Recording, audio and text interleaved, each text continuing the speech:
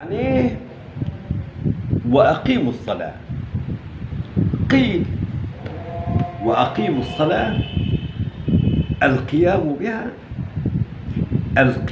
بها تامة كاملة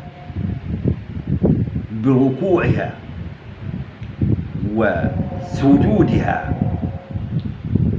وأركانها وأذكارها على أن تكون تامة كاملة غير ناقصة.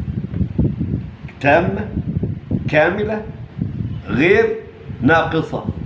وأقيموا الصلاة. ودائما يأتي الأمر بالصلاة بالإقامة. الذين يقيمون الصلاة أي يقيمونها على وجهها الأكمل الأتم